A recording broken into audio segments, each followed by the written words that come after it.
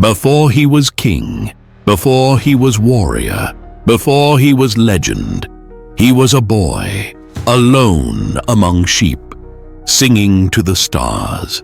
His name was David. In this story, we follow the first 6 people who marked his journey, from the sacred oil of prophecy to the shadow of exile. Through prophets, warriors, and royalty, the destiny of Israel's greatest king was written not in ease, but in the fire of struggle. This is the first part of David's tale. The story begins in the small town of Bethlehem. King Saul had failed. The Lord had rejected him for disobedience. God said to the prophet Samuel, Fist, Samuel 16 verse 1, "How long will you mourn for Saul, since I have rejected him as king over Israel?" Samuel was afraid, but he obeyed. He walked into Bethlehem with a horn of oil. Jesse, a local man of Judah, was told to bring out his sons. One by one they came, tall, strong, warrior-like men. Samuel saw Eliab and thought, "Surely the Lord's anointed stands here before the Lord."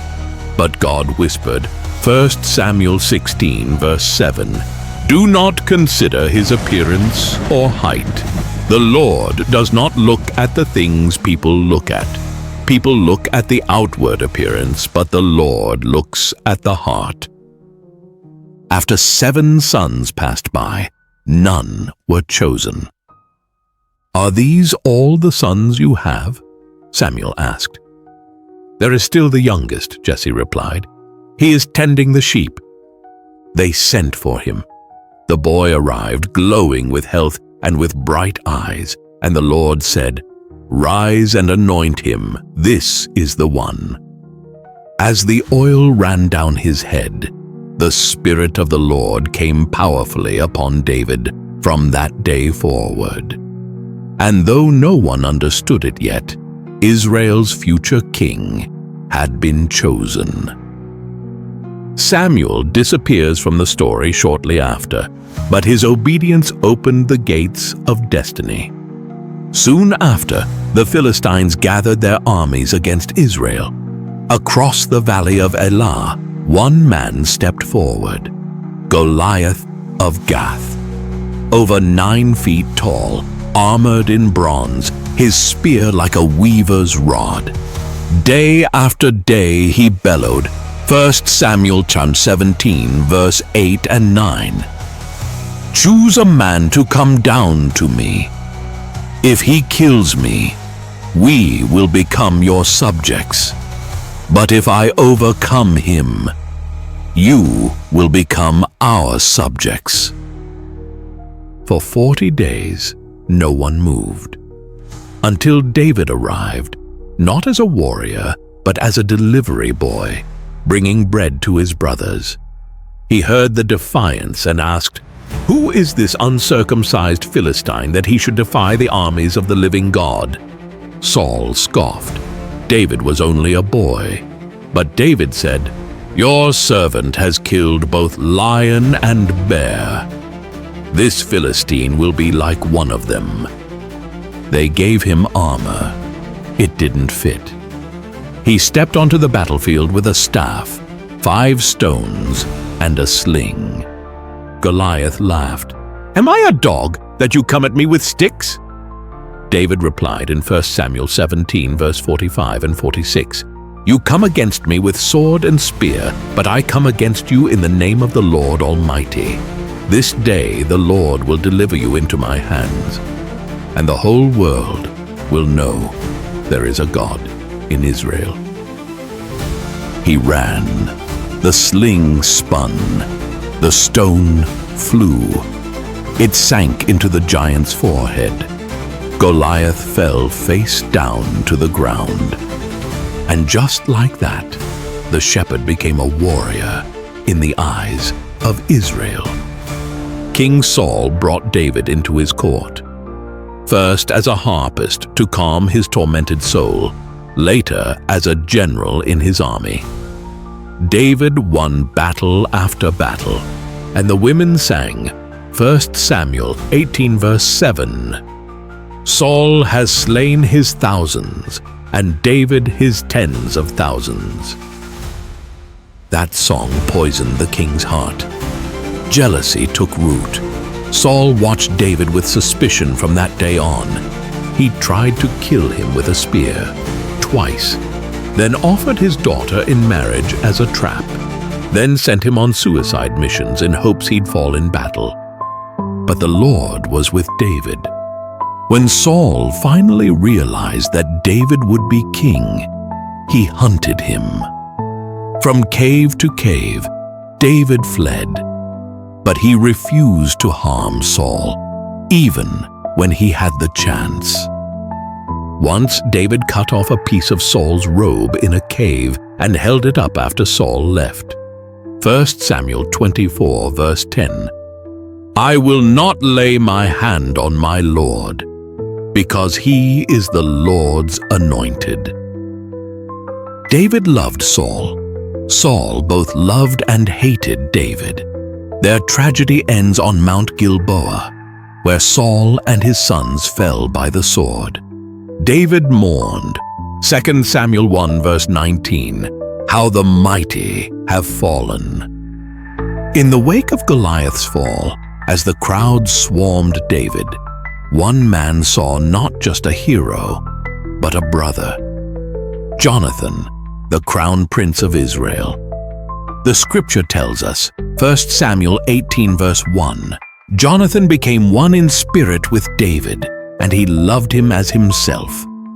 In an astonishing gesture of loyalty, Jonathan removed his royal robe, his armor, his sword, and his bow, and gave them to David.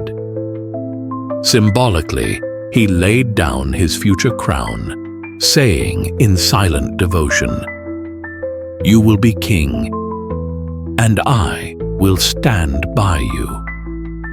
Their friendship was forged in faith and truth, deeper than political alliance bound by covenant. Whatever you say, I will do for you, Jonathan once said, 1 Samuel 20:4. When Saul's fury boiled over and execution loomed, Jonathan met David in a secret field. They wept and embraced.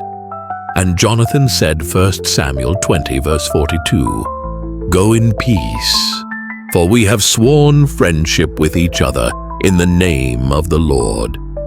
The Lord is witness between you and me. Jonathan would never live to see David's crown. He fell with his father at Mount Gilboa, a warrior loyal to a collapsing house. David's grief was raw, immortalized in verse. 2 Samuel 1 verse 26. I am distressed for you, Jonathan, my brother. You were very dear to me. Your love for me was wonderful, more wonderful than that of women. Jonathan exits not with betrayal or bitterness, but with eternal honor as David's truest companion. Michal, Saul's daughter, loved David deeply. She helped him escape a deadly trap by lowering him from a window. But as David fled, Saul gave Michal to another man. Years later, when David demanded her return as a condition for uniting the kingdom, she was torn from her second husband's arms. When she saw David dancing before the ark of God in a linen ephod, unashamed, she despised him. You have distinguished yourself today, she said sarcastically, going around half-naked in full view of the slave girls. David replied, 2 Samuel 6 verse 22, I will become even more undignified than this. She bore no children. Her bitterness remained.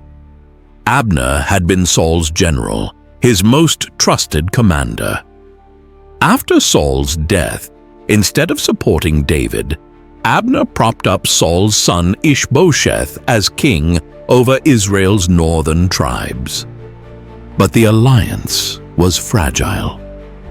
When Ishbosheth accused Abner of betrayal, Abner's loyalty snapped. He sent messengers to David.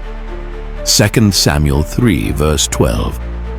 Make an agreement with me, and I will help you bring all Israel over to you.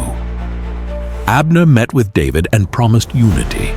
For the first time, Israel's divided kingdom teetered on the edge of healing. But Joab, David's general, burned with vengeance. Years earlier, Abner had killed Joab's brother Asahel in battle. Now Joab took his chance. In the city gate, under the pretense of a peaceful meeting, he struck Abner down. David, horrified, mourned publicly. 2 Samuel chapter 3 verse 38. A commander and a great man has fallen in Israel this day. Unity was delayed, the blood feud deepened, and Abner, once the kingmaker, was buried as a casualty of revenge. These 6 souls opened David's path from prophecy to palace to wilderness. They anointed him, they challenged him, they loved him, they betrayed him. But through it all, David remained a man after God's heart, not because he was perfect, but because he always returned. In part 2, we journey deeper into bloodshed, rebellion, redemption, and the ultimate legacy of Israel's greatest king.